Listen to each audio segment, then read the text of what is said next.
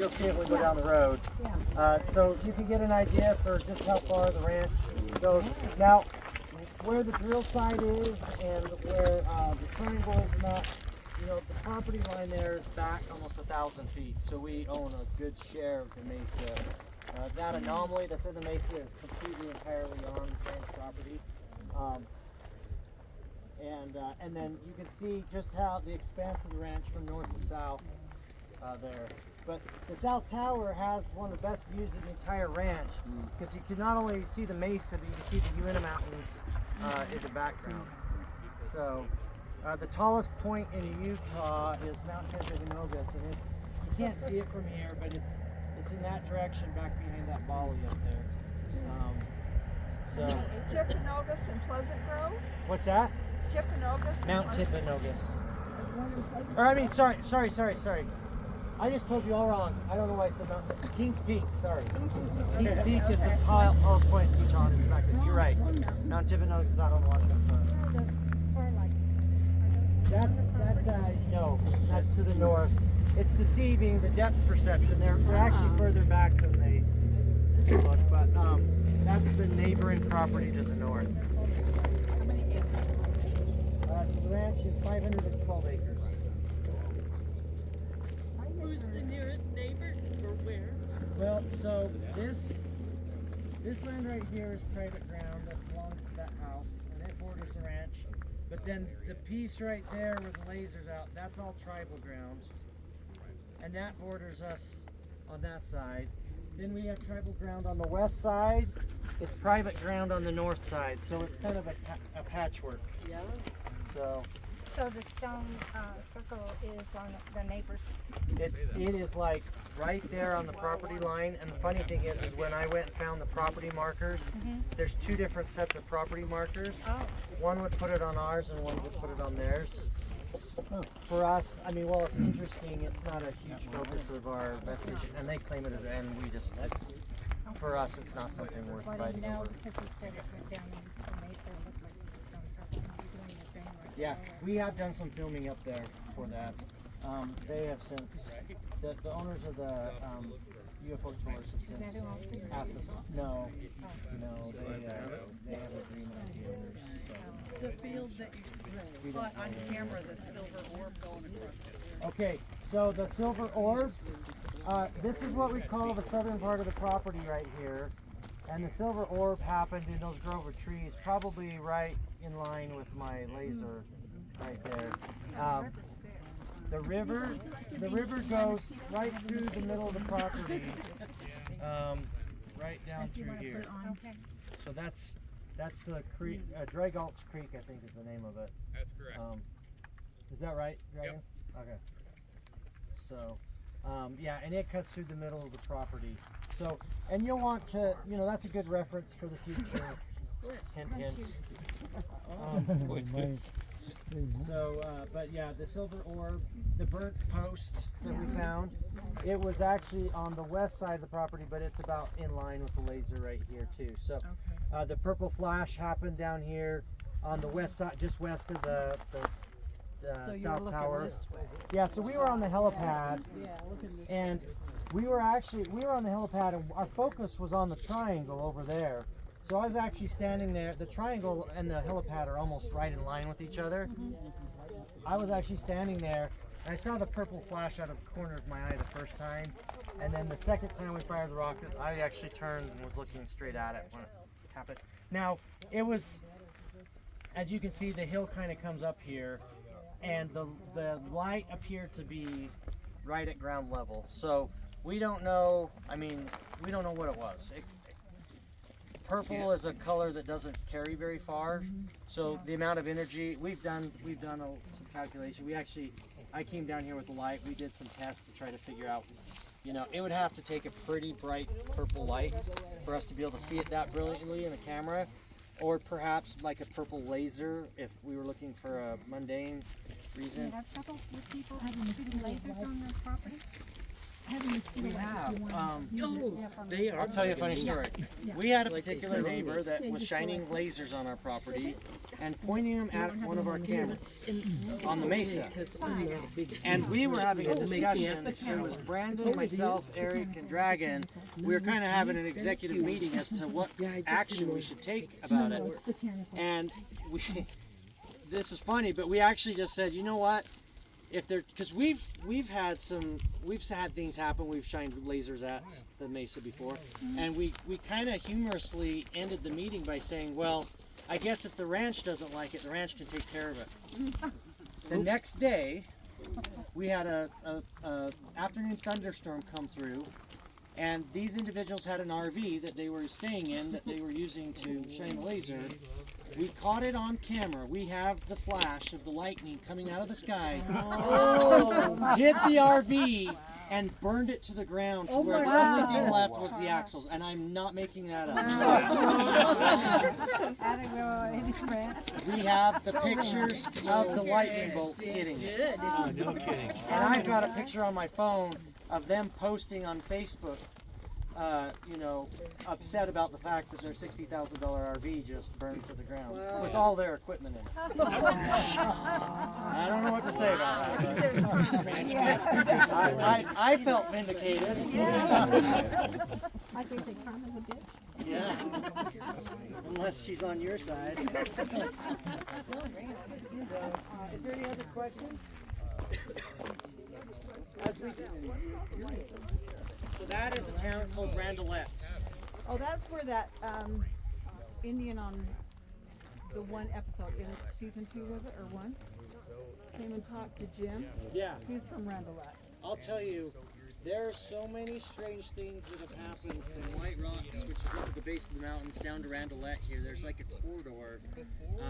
And Randelette, Fort Duchesne, and White Rocks are really those are tribal communities. They're almost completely, entirely owned by their tribal grounds.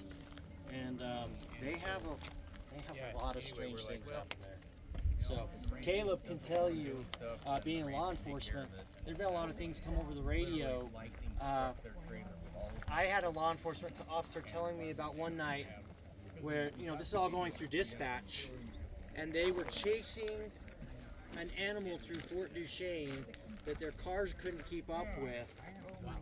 And it was darting around the streets faster than they could drive, and the dispatch, this is all going through dispatch of them chasing this animal that was exceeding the speeds of what the car could reach. This chase took place for an extended period of time.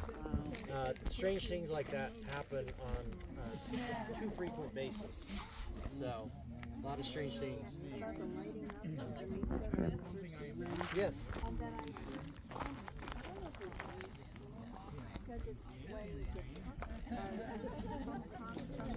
This road right here. So we thought that. Eric was adamant the mesa glowing was nothing more than the shadows of the headlights either coming down that straight road that we just traveled, or you just saw the hill that we came over, and when you go around this corner right here, the headlight, goes there. So I actually spent several nights, I was on the phone with Eric, and we had the black Jeep, and we went and we equipped it with some of the brightest LED bar lights that we could find. And they're as brighter than anything that would ever be on a semi or any vehicle. And for several hours, I drove the roads while Eric watched the cameras, and we tried to replicate what we were seeing.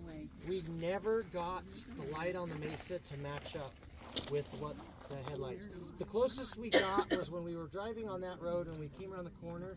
We could cast light up on the mesa, but it didn't fit the behavior and the shape of the light that we were seeing. And literally in one of our camera views, you see the light, and it's almost like a green mist that comes over the hill and then retracts back up. Wow. And so the thought was, well, that could be the headlights just giving it an optical illusion, right? Yeah. But we were not we attempted that. I drove for hours one night. I was on the phone with him. He's watching the cameras remotely from Lehigh, and we did that exercise, and we could never get the light to replicate from the roads here. So, We haven't. No, and see, that's the other thing. If it was the roads, we would expect to see it often. You know, whenever the conditions were perfect, we would expect to see it. And we really haven't observed it much, if at all, since. So, no. There was a guy, Kelly. There's a guy that does podcasts who was here a year or two ago. Uh-huh. And he had mountains. Wow. Yeah. Kelly will probably. You know how we did the laser and the season 1 and we were seeing it come back at us? So since that time, you know, we've done a lot of drilling and excavation and stuff around the face of the mesa. The clay in the mesa is clear full of selenite and crystal, like you can go walk around and pick up. They range from the size of a dime all the way up to maybe like 50-cent piece. But there's selenite and like crystal. I don't know what you call it, like crystal, like a quartz.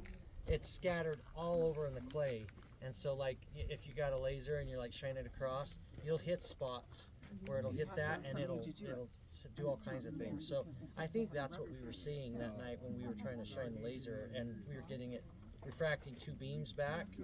I think.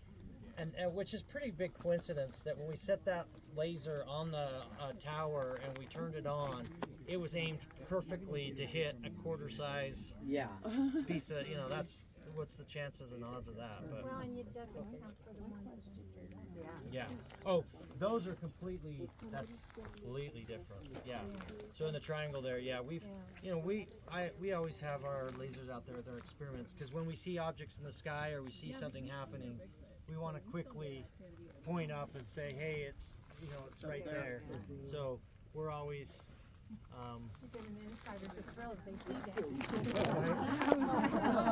well, let them know it's just my laser. The thing is it looks bright to us, but like when we're at the triangle, we're shining up, you can't see it from the helipad.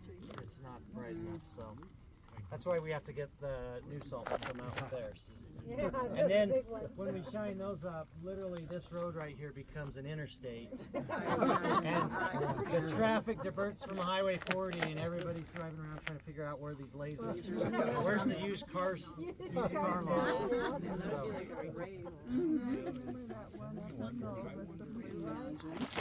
Yes. Yep. Probably becomes one. Yeah. Yeah, my phone starts blowing up. I'm like, what are you doing out there? All right. Well, is there any other questions before we load back up?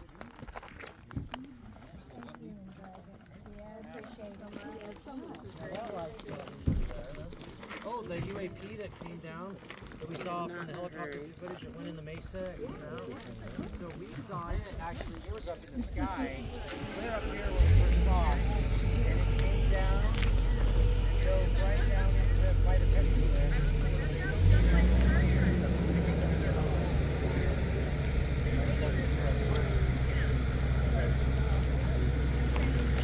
Oh, you're welcome.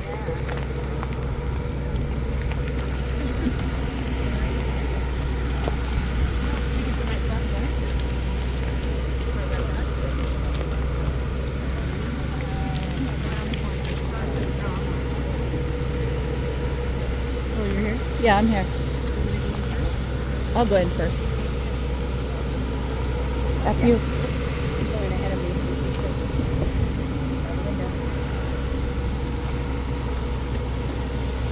Thanks for joining us. Yeah. What's your name? Brenda. Brenda? Thank you again. Hey, thank you. Okay, all right.